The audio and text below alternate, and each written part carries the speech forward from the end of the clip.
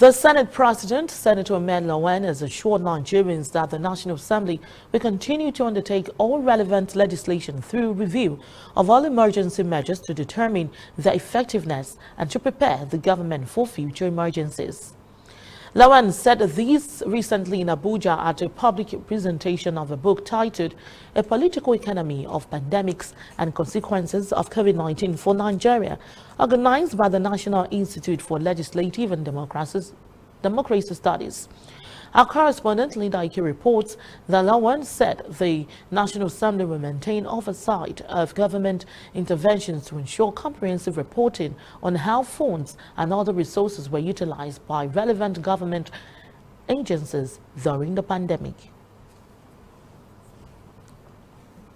In the health sector,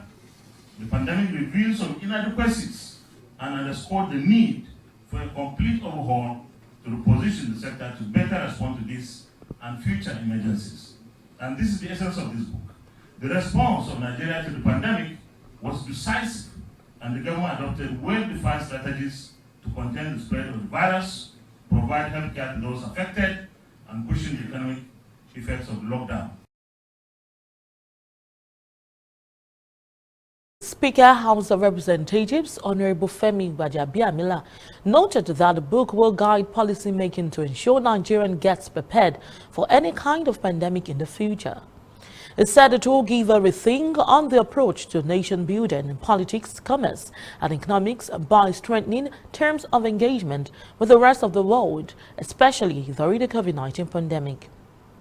There have been other interventions, legislative or legislations by the House and the Senate,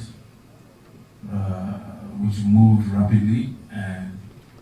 many of the things that we did, the executive also did by way of policy.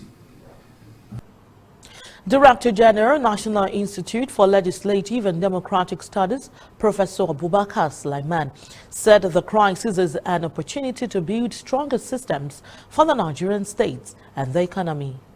The Institute equally analyzed critical legislation that pertain to the declaration and management of emergencies, including Quarantine Act and the National Health Act, developed motion for presentation on the floor of the two chambers, drafted legislation aimed at strengthening and reforming the health sector, and proposed legislative strategies not only for protecting the economy, but also the economic rights, particularly of the vulnerable.